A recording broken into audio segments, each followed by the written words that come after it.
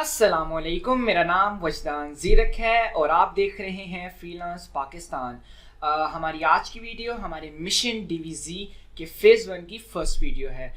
इस वीडियो के अंदर हम लोग सबसे पहले DV को इंस्टॉल करना सीखेंगे। उसके बाद हम लोग DV की बैक एंड सेटिंग्स या ऑप्शंस को लर्न करेंगे।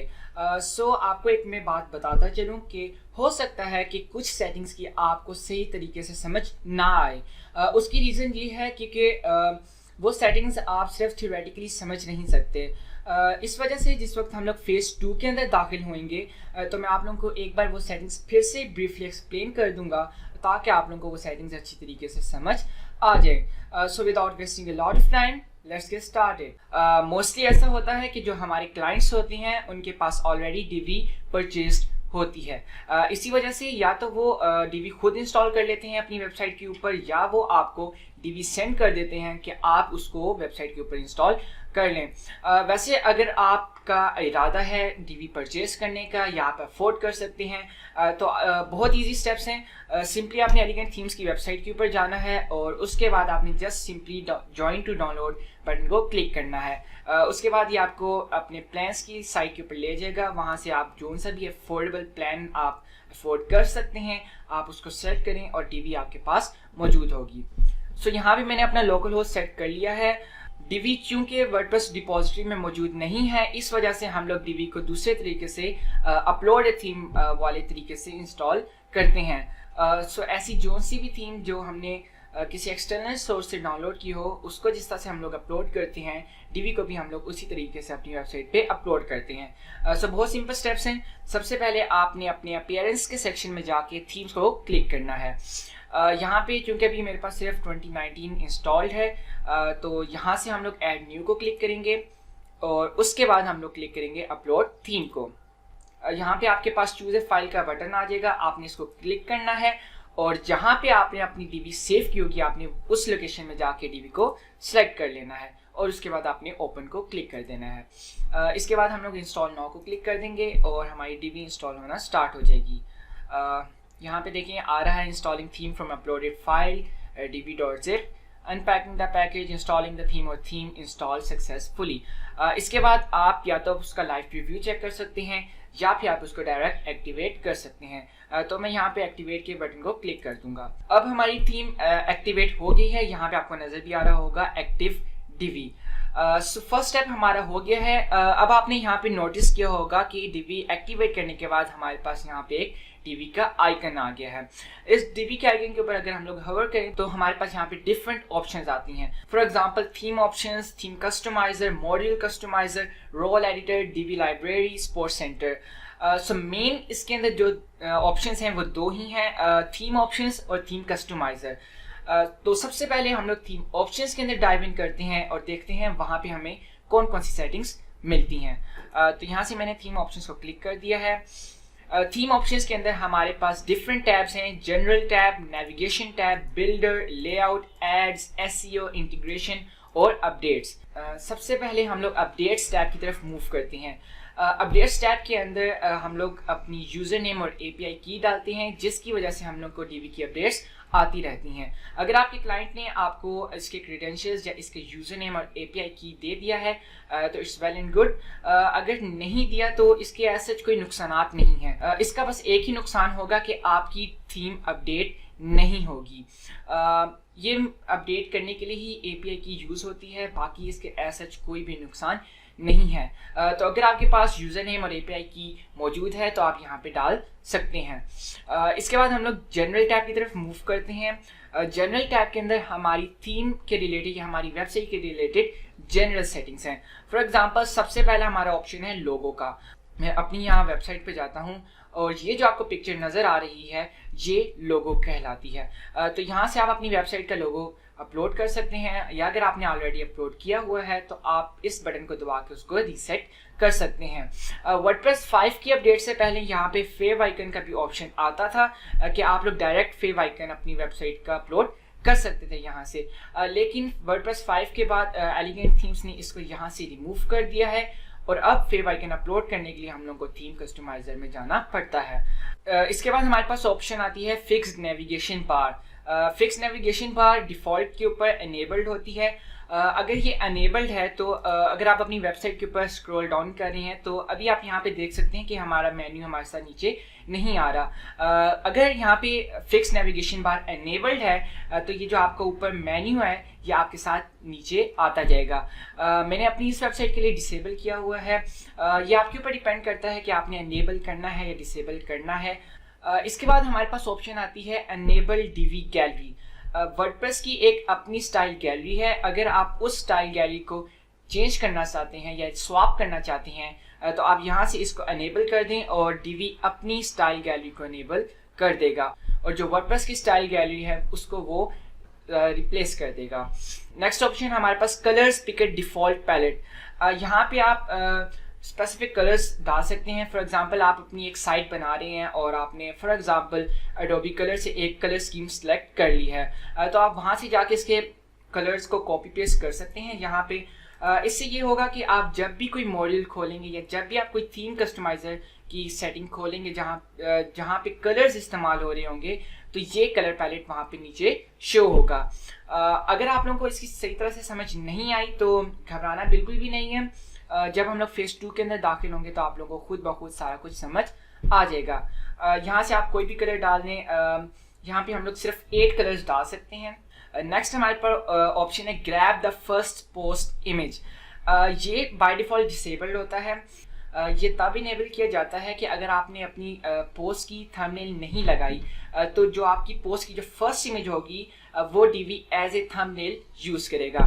तो इसको अभी हम लोग डिसेबल ही रहने देते हैं। उसके बाद हमारे पास नेक्स्ट ऑप्शन आता है blog style mode. By default ये डिसेबल्ड होता है। एक्चुअली ये क्या करता है कि जब ये डिसेबल्ड होता है तो ये आपके होम पेज या आपके किसी भी इंडेक्स पेज के ऊपर ये आपकी पोस्ट का सिर्फ स्मॉल प्रीव्यू दिखा देता है। अगर आप चाहते हैं कि आपका फुल ब्लॉग पोस्ट आपके इंडेक्स या होम पेज पे शो हो तो आप यहाँ से इसको इनेबल कर सकते हैं। उसके बाद हमारे पास ऑप्शन है साइड बार लेआउट। यहाँ से आप डिफाइन कर सकते हैं कि आपने अपने साइड बार की कौन सी लेआउट रखनी है। फॉर एग्जांपल बाय डिफॉल्ट ये राइट साइड बार होता है, आप इसको लेफ्ट साइड बार कर लेते हैं। तो यहाँ पे अभी हम लोग लेफ्ट साइड बार करते हैं और चेंजेस सेव करते हैं और उसके बाद हम लोग देखते हैं कि हमारी लाइव वेबसाइट के ऊपर क्या चेंजेस अगर होती हैं। सो फॉर एग्जांपल यहाँ से मैंने रिफ्रेश किया है तो आप देख रहे हैं कि हमारा साइड बार लेफ्ट पर आ गया है। तो ये टोटली आप पे डिपेंड करता है या आपकी वेबसाइट के डिज़ाइन पे डिपेंड करता है कि आपने अपने साइड बार की कौन सी लेआउट रखनी है। नेक्स्ट हमारे पास आती है shop page and category page layout for WooCommerce. यहाँ से अगेन आपने अपने शॉप पेज और कैटेगरी पेज लेआउट जो वूकॉमर्स की होती है उसकी आपने क्या लेआउट रखनी है। फॉर एग्जांपल आपने क्या उसको राइट साइड बार पे रखना है या लेफ्ट साइड बार पे, तो हम लोग इसको यहाँ पे राइट साइड बार पे ही रहने देते हैं क्योंकि अभी हम लोग के पास वूकॉमर्स इंस्टॉल नहीं है। देन हमारे पास आती है गूगल API की। गूगल API की आपको इसके लिए एक अकाउंट बनाना पड़ता है और बेसिकली आपका जो मैप मॉड्यूल है जो कि फेज़ 2 में हम लोग जाके जिसको सीखेंगे, अगर आप अपना मैप मॉड्यूल यूज़ कर रहे हैं तो जब तक आपने यहाँ गूगल API की पे उसकी API नहीं डाली जो कि गूगल वाले खुद आपको प्रोवाइड करते हैं, आपको अकाउंट बनाना पड़ता है, तब तक आपका मैप मॉड्यूल काम नहीं करेगा। सो मोस्टली ये हमारी मैप मॉड्यूल के लिए ही यूज़ होती है। इसके बाद हमारे पास ऑप्शन आती है NQA गूगल मैप स्क्रिप्ट। अगर आप इसको डिसेबल कर देते हैं तो आपके जो DV बिल्डेड पेजेस के अंदर जो गूगल मैप API की है वो ख़त्म हो जाएगी। तो इसको भी हम लोग एनेबल ही रहने देते हैं। हम लोग अभी सेटिंग्स चेंज बिल्कुल भी नहीं करे। अभी हम लोग ने सिर्फ डिफ़ॉल्ट सेटिंग्स हैं को ही रखना है और हमने जस्ट उनको लर्न करना है। Next use Google fonts by default enable होती है। अगर आप इसको डिसेबल कर देंगे तो DV जितने भी गूगल फ़ॉन्ट्स यूज़ कर रहा है वो सारे डिसेबल हो जाएंगे और आप उनमें से फ़ॉन्ट सेलेक्ट नहीं कर सकेंगे। देन हमारे पास ऑप्शन आता है show Facebook icon, show Twitter icon, show Google plus icon, show Instagram icon और शो RSS आइकन। ये इंस्टाग्राम आइकन एक न्यू एडिशन है इस DV की वर्जन के अंदर क्योंकि जहाँ तक मुझे याद है जब मैंने DV स्टार्ट की थी तो तब ये इंस्टाग्राम का आइकन की ऑप्शन हमारे पास अवेलेबल नहीं होती थी। तो अगर आप लोग अपने फुटर के अंदर इन आइकन्स को शो करना चाहते हैं तो वेल एंड गुड, आप यहाँ से इनको इनेबल कर सकते हैं, वरना आप इनको डिसेबल कर दें और आप इनको कस्टम भी क्रिएट कर सकते हैं, नॉट अ बिग प्रॉब्लम। उसके बाद अगर आपने इनको इनेबल किया हुआ है इन आइकन्स को तो उसके बाद आप लोग इनकी प्रोफाइल URL यहाँ पे डाल दें। देन हमारे पास आता है number of products displayed on WooCommerce archive pages. यहाँ से आप अभी आप लोग ने बस जहन में रख लेना है कि इनका क्या फंक्शन है, क्योंकि जब तक हमारे पास वूकॉमर्स नहीं होती, जब तक हम लोग वूकॉमर्स वाले प्रोजेक्ट्स नहीं करेंगे, हो सकता है आपको सही तरह से समझ ना आए, या पहले अगर आप वूकॉमर्स से एक्सपीरियंस्ड हैं, आपने कोई वूकॉमर्स वेबसाइट बनाई है या आपने वूकॉमर्स सीखी हुई है, तो तब आपको ये समझ आ जाएगी। तो सबसे पहले number of products displayed on WooCommerce archive pages. यहाँ पे आपने बताना है कि आपके जो वूकॉमर्स का आर्काइव पेज है उसके ऊपर कितने प्रोडक्ट्स शो होंगे। तो बाय डिफॉल्ट ये 9 होते हैं, आप इसको कम भी कर सकते हैं, ज़्यादा भी कर सकती हैं। Then again number of post displayed on category page.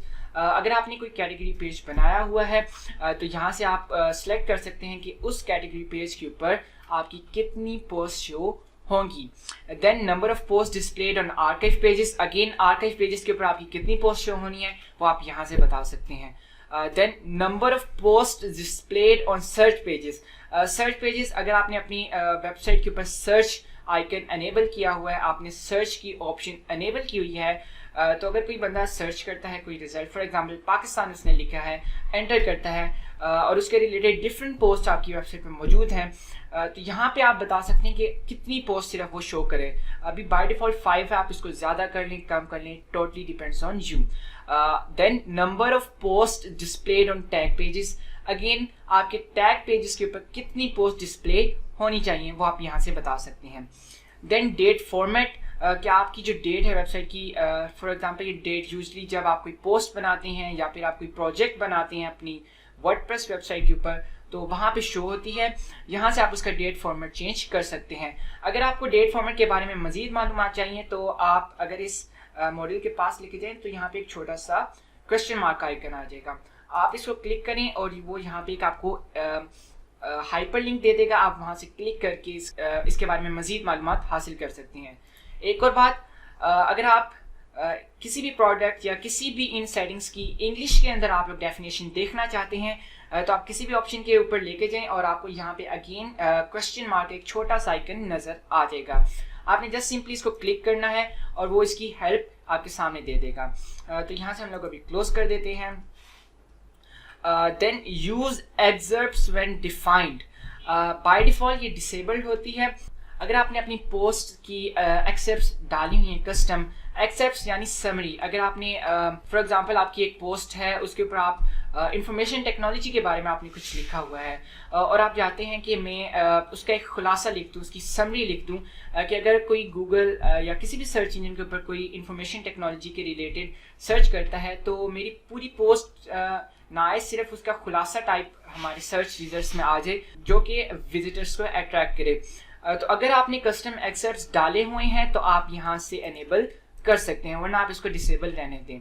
Then responsive short codes. Responsive short codes make sure आपकी एनेबल रहें क्योंकि ये आपकी वेबसाइट को मोर रिस्पॉन्सिव और फास्ट बनाते हैं।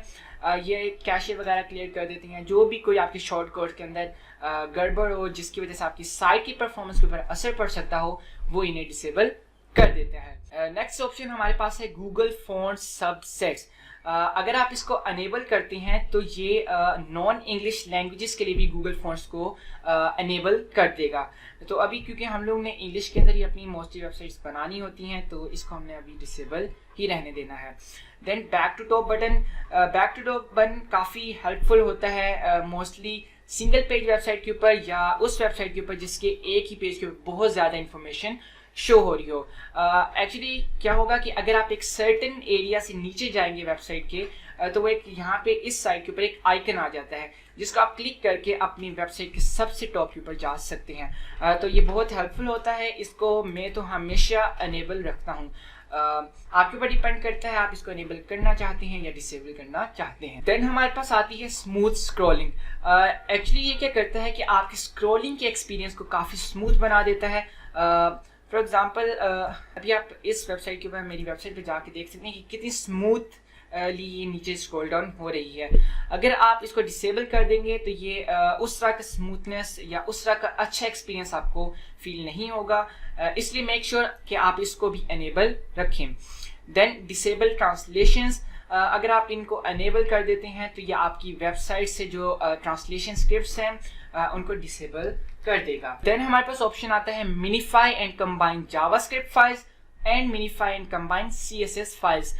ये दोनों इन दोनों सेटिंग्स या इन दोनों ऑप्शंस का ताल्लुक आपकी साइट की परफॉर्मेंस से है। मेक श्योर आप इनको अनेबल रखें। अगर ये ऑप्शन अनेबल होंगे तो ये क्या करेंगे कि जो एक्स्ट्रा लाइंस ऑफ कोड है जो कि यूजलेस है बेसिकली आपकी कोड के अंदर, ये उसको रिमूव कर देंगे। इसके बाद हमारे पास ऑप्शन आती है कस्टम CSS। आपने अपनी वेबसाइट के ऊपर डिफरेंट जितनी भी कस्टम CSS डालनी है वो यहाँ से डाली जा सकती है। हम लोग सेव चेंजेस कर देते हैं। देन हमारे पास आता है नेविगेशन। नेविगेशन के अंदर हमारे पास 3 डिफरेंट टैब्स हैं, pages, categories and general settings. सबसे पहले हम लोग देखते हैं कि हमारे पास पेजेस की टैब के अंदर क्या क्या ऑप्शंस अवेलेबल हैं। तो सबसे पहला ऑप्शन आता है exclude pages from the navigation बार। यहाँ पे आपकी साइट के सारे पेजेस शो होते हैं अगर आपने कोई मेन्यू क्रिएट नहीं किया। अभी यहाँ पे क्योंकि हमारे पास एक ही पेज है, अगर आपने कोई अपना अपीयरेंस में जाके मेन्यू क्रिएट नहीं किया तो डीवी एक डिफ़ॉल्ट नेविगेशन मेन्यू बना लेता है। जब जैसे जैसे आप पेजेस ऐड करते जाते हैं वो सारे पेजेस यहाँ पे शो हो जाते हैं। अगर आप चाहते हैं कि उनमें से कोई पेज आपके उस नेविगेशन बार के ऊपर शो ना हो तो आप जस्ट सिंपली इस टिक को, ये जो ब्लू टिक है, इसको आप क्लिक कर दें वंस और एक रेड क्रॉस आ जाएगा। रेड क्रॉस मीन कि वो पेज अब आपके डीवी के डिफ़ॉल्ट नेविगेशन मेन्यू के अंदर शो नहीं होगा।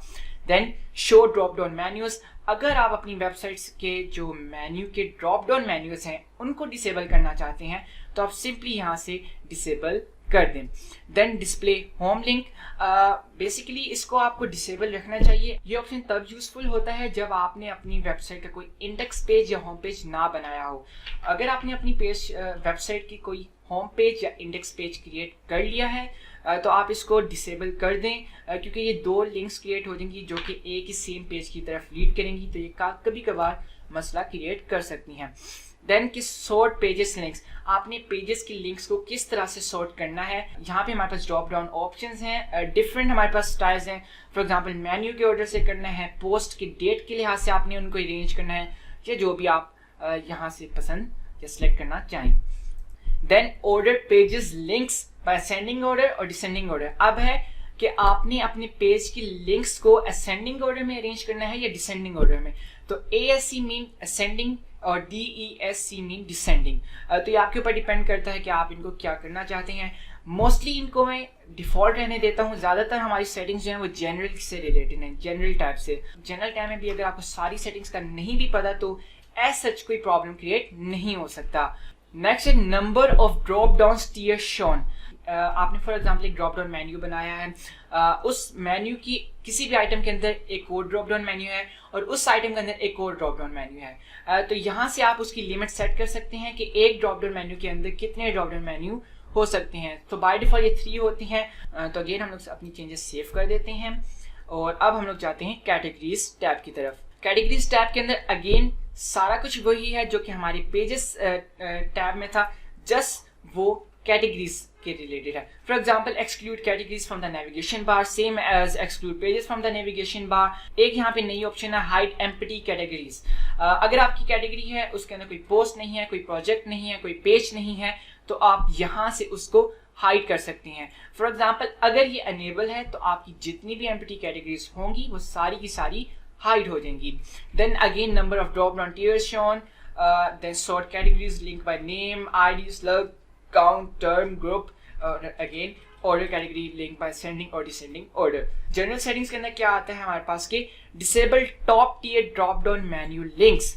फॉर एग्जांपल आपने एक पेरेंट पेज बनाया है और आपने उस पेरेंट पेज के अंदर नीचे चाइल्ड पेजेस डाले हैं और आप चाहते हैं कि जो पेरेंट पेज है वो कहीं लीड ना करे, तो सिंपली आपने इस ऑप्शन को अनेबल कर देना है। और इससे क्या होगा कि आपका जो पेरेंट पेज होगा जिसके अंदर नीचे ड्रॉप डाउन मेन्यू ओपन होता होगा या आपके जिस पेरेंट पेज के अंदर नीचे सब पेरेंट पेजेस या चाइल्ड पेजेस होंगे वो पेरेंट पे अगर आप कोई इसको एनेबल करने से ये होगा कि अगर आपने कोई पेरेंट पेज क्रिएट किया है और इसके अंदर आपने चाइल्ड पेजेस डाले हैं तो जो पेरेंट पेज होगा आपका वो कहीं लीड नहीं करेगा। Alternative scroll to anchor method, अब ये फंक्शन क्या करता है कि फॉर एग्जांपल आपने एक वेबसाइट बनाई है अपनी और आपने उसके किसी पेज के ऊपर एक बटन डाला है जो कि लीड करता है आपकी वेबसाइट के किसी दूसरे पेज के किसी स्पेसिफिक सेक्शन की तरफ। तो समटाइम्स ये क्या होता है कि जब आप उस बटन को क्लिक करते हैं तो वो बिल्कुल एक्यूरेट जगह के ऊपर आपको लीड नहीं करता। तो अगर आप इसको अनेबल कर देंगे तो कोई भी पाथ फाइंड करके, कोई भी सोल्यूशन फाइंड करके बिल्कुल एक्यूरेट जगह के ऊपर आपको लेके चला जाएगा। तो अगेन हम लोग यहाँ से सेव चेंजेस कर लेते हैं एंड देन हम लोग बिल्डर टैब की तरफ मूव ऑन करते हैं। बिल्डर टैब के अंदर हमारे पास दो टैब्स हैं, पोस्ट टाइप इंटीग्रेशन और एडवांस्ड। पोस्ट इंटीग्रेशन के अंदर हमारे पास है enable dB builder on post types. यहाँ से आपने डीबी को कहना है भाई आपने यहाँ पे अनेबल होना है या यहाँ पे नहीं होना। फॉर एग्जांपल आप चाहते हैं कि जो मेरे पेजेस हैं ना या आपके जो प्रोजेक्ट्स हैं वहाँ पे डीबी मतलब इंटरफेरेंस ना करे, तो सिंपली जहाँ पे आप चाहते हैं कि आपका डीबी बिल्डर इंटरफेयर ना करे या वर्केबल ना हो, सिंपली आपने उसको डिसेबल कर देना है और अब आपका डीबी बिल्डर वहाँ पे शो नहीं होगा। अगेन एडवांस टैब में अब हम लोग चलते हैं। एडवांस टैब के अंदर स्टैटिक सीएसएस फाइल जनरेशन। अब ये ऑप्शन क्या करता है कि आपकी वेबसाइट के ऊपर जितना भी सीएसएस यूज़ हो रहा होता है, कस्टम सीएसएस, उसके कैशे को एक स्टैटिक फाइल के अंदर ये सेव कर लेता है। इस वजह से क्या होता है कि आपकी साइट की परफॉर्मेंस थोड़ी इम्प्रूव हो जाती है। देन प्रोडक्ट टूर, ये प्रोडक्ट टूर एक किस्म का स्टार्ट गाइड है कि अगर आपने अपना विजुअल बिल्डर खोला है तो वहाँ पे एक वो गाइड टाइप उन्होंने बनाई होती है कि आपको वो सिखा देते हैं कि आपने कहाँ से क्या करना है और कौन सा ऑप्शन क्या करता है। तो अगर आप चाहते हैं कि ये प्रोडक्ट टूर आपको ना दे तो आप सिंपली डिसेबल कर दें। Then enable the latest DB builder experience. Make sure आप इसको अनेबल रखें ताकि आपको बेस्ट डीबी बिल्डर एक्सपीरियंस मिले। Then enable classic editor. हो सकता है आप में से ज़्यादातर लोगों को पता हो कि वर्डप्रेस 5 के अपडेट के बाद डीवी का विजुअल बिल्डर ही रह गया है। डीवी के जो बैक एंड बिल्डर था वो डीवी ने ख़त्म कर दिया है। तो अगर आप चाहते हैं कि आपका डीवी का बैक एंड बिल्डर आ जाए और गुटेनबर्ग अपडेट या ब्लॉक सिस्टम ख़त्म हो जाए तो सिंपली आप अनेबल क्लासिक एडिटर को अनेबल कर दें। यहाँ से हम लोग अगेन सेव चेंजेस कर लेते हैं। एक और बात, चेंजेस सेव करना कभी ना भूलिएगा क्योंकि कोई पता नहीं होता आपकी वेबसाइट खुद ही क्लोज हो जाए, आपका कंप्यूटर किसी वजह से बंद हो जाए। तो मेक श्योर कि आप अपनी चेंजेस को बार बार सेव करते रहें। देन लेआउट टैब के अंदर हम लोग जाते हैं। यहाँ पे आपने अपनी पोस्ट के रिलेटेड लेआउट्स का बताना है कि अगर आपने कोई पोर्टफोलियो सेक्शन बनाया है तो आप उसके ऊपर कौन कौन सा आइकन या कौन कौन सी इंफॉर्मेशन शो करना चाहते हैं। For example author name, date कि कब बनी ये पोस्ट, कैटेगरीज कौन सी कैटेगरी से ये बिलोंग करती है और इसके ऊपर कितने कमेंट्स हैं। अगर आप इनमें से किसी को भी डिसेबल करना चाहते हैं सिंपली उनके ऊपर आप क्लिक कर दें और आपने ये देखा होगा कि ये डल हो गए हैं। इसका मतलब ये है कि अब ये डिसेबल हैं और अब ये आपके पोस्ट इन्फो सेक्शन के ऊपर शो नहीं होंगे। Then show comments on post. अब डीवी क्या करता है कि अगर आपने कोई भी पोस्ट बनाई है तो वो ऑटोमेटिकली उसके नीचे कॉन्टेक्ट फॉर्म डाल देता है। अगर आप चाहते हैं कि डीवी ऐसा ना करे तो आप इसको यहाँ से डिसेबल कर सकते हैं। Place thumbs on post, by default ये ऑप्शन अनेबल्ड होता है। अब ये क्या करता है कि आपने अगर अपनी पोस्ट की कोई थंबनेल डाली हुई है तो वही थंबनेल ये उठा के आपकी पोस्ट के सबसे शुरू में डाल देगा। समटाइम्स ये बहुत अजीब हो जाता है क्योंकि अगर आपने पहले से अपनी पोस्ट के ऊपर इमेजेस डाली हुई हैं, अगर आपने नहीं डाली हुई तो ये ऑप्शन हेल्पफुल साबित हो सकता है। Then single page layout. पहले था हमारे पास सिंगल पोस्ट लेआउट, अब हमारे पास है सिंगल पेज लेआउट। यहाँ से हम लोग again place thumbs on pages, अगर आपने अपनी पेज की कोई थंबनेल डाली हुई है तो आप इसको अनेबल कर दें और वो आपके पेज के ऊपर वो थंबनेल शो करने लग जाएगा।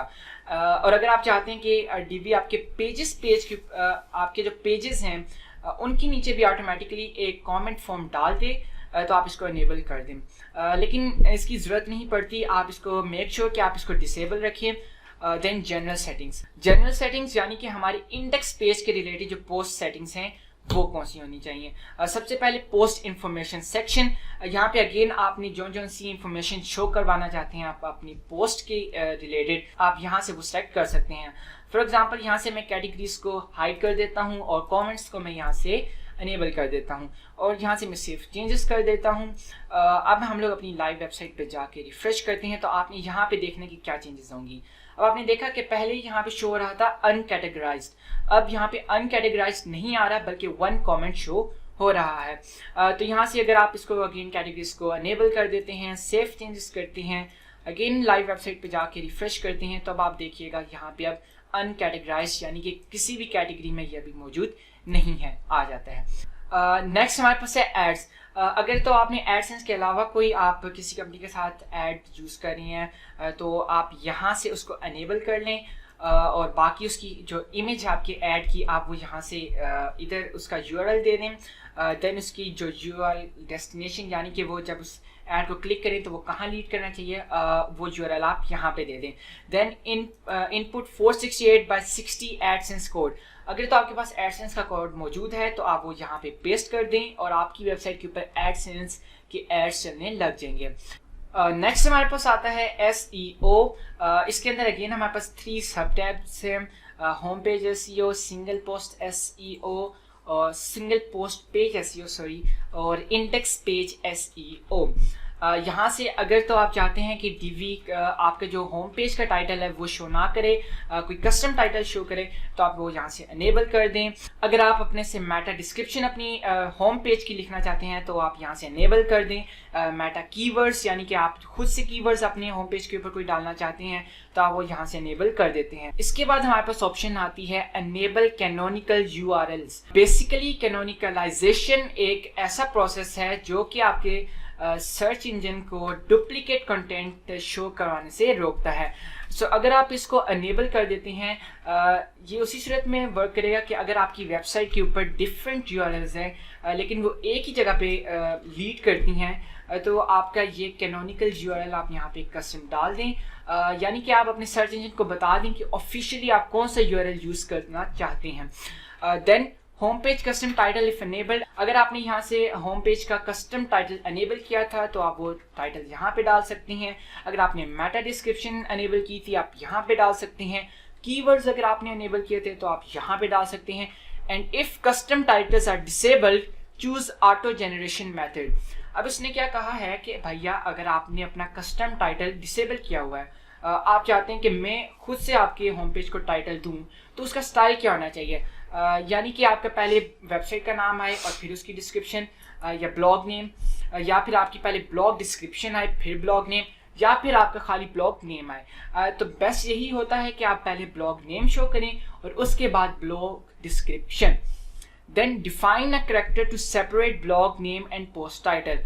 अब ये क्या है, फॉर एग्जांपल आपने कोई वेबसाइट या आप गूगल पे कुछ भी सर्च करते हैं तो आपने देखा होगा कि पहले फॉर एग्जांपल लिखा हुआ है फ्रीलांस पाकिस्तान, एक हमारे पास इसका स्ट्रेट लाइन होती है और देन उसके बाद community of freelancers from Pakistan for example लिखा हुआ है। तो अब आपने यहाँ पे बताना है कि जो सेपरेट करेगा ब्लॉग नेम को और ब्लॉग डिस्क्रिप्शन को, वो कौन सा सिंपल होना चाहिए या कौन सा ऐसी शेप या जो भी आप कहना चाहिए होनी चाहिए। सो फॉर एग्जांपल हम लोग यहाँ से इसको डैश कर सकते हैं, डैश कर सकते हैं, हम लोग इसको इक्वल्स डाल सकते हैं, ये टोटली आपके ऊपर डिपेंड करता है।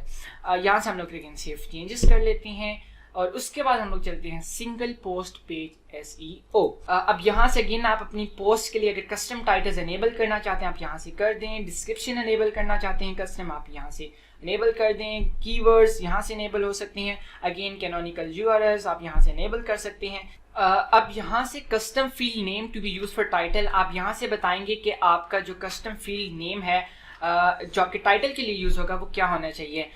उसके बाद if custom titles are disabled choose auto generation method. Again क्या आप पहले पोस्ट टाइटल शो करवाना चाहते हैं उसके बाद ब्लॉग नेम, या पहले ब्लॉग नेम फिर post title, totally depends on you. Again अगर आप अपने इंडेक्स पेज के लिए ये फीचर अनेबल करना चाहते हैं तो आप यहाँ से अनेबल कर सकते हैं।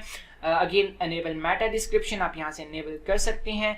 देन अगेन कि आपने पहले अपना कैटेगरी नेम डालनी है या ब्लॉग नेम या खाली कैटेगरी नेम या ब्लॉग नेम पहले और फिर देन कैटेगरी नेम। इसके बाद हमारे पास है इंटीग्रेशन टैब। यहाँ पे हमारे पास ऑप्शन होती है कि हम लोग अपने हेडर, बॉडी या फुटर के अंदर कोड डालें। मोस्टली आप जब एडसेंस अकाउंट क्रिएट करते हैं तो आपको एक कोड देते हैं और आपको कहते हैं कि आप अपने इसको हेडर के अंदर प्लेस करें। काफ़ी जगहों पे देखा होगा कि place this code inside your header और इनसाइड योर बॉडी, तो वो कोड आपने इंटीग्रेशन टैब के अंदर आके फॉर एग्जांपल अगर आपने हेडर में डालना है तो आप हेड वाले में डालेंगे, अगर आपने बॉडी वाले में डालना है तो आप बॉडी कोड जो है वो बॉडी ऑप्शन में डालेंगे। अगर आपने अपनी पोस्ट के टॉप के ऊपर वो कोड डालना है, मोस्टली ये फीचर एडसेंस या एड्स डिस्प्ले करने के लिए यूज़ होता है। अगर आपने अपनी पोस्ट के टॉप के ऊपर कोड या अपनी एड्स प्ले करने हैं तो आप वो कोड यहाँ पे डाल दें, या जहाँ पे भी वो आपकी किसी भी वेबसाइट जहाँ से आप कोड ले रहे हैं उन्होंने कहा है कि आपने अपना जो कोड है वो आपने यहाँ पे प्लेस करना है, तो आप वो यहाँ पे आके प्लेस कर सकते हैं। एक बार मैं आपको फिर बता दूं, यूज़र नेम के अंदर अकाउंट क्रिएट करने के बाद जो आपका यूज़र नेम होगा वो आप यहाँ पे इनपुट करेंगे। एपीआई की आपका अगर क्लाइंट ने आपको प्रोवाइड कर दी है तो आप वो यहाँ पे अप्लाई करेंगे और उसके बाद आप सेव चेंजेस कर देंगे तो आपकी थीम की अपडेट्स आ जाएंगी। एक और यहाँ पे ऑप्शन है version roll back to the previous version. अब ये ऑप्शन क्या करेगा कि अगर डीबी की कोई अपडेट आई है, वो अनस्टेबल है या उसके अंदर आपको उसके साथ आपको कोई प्रॉब्लम्स फेस करने पड़ रही हैं, तो आप सिंपली पिछली वर्जन पे जा सकते हैं simply by just clicking this button. तो आज की वीडियो से बस इतना ही, मुलाकात होगी अगली वीडियो में, तब तक के लिए खुदा हाफिज।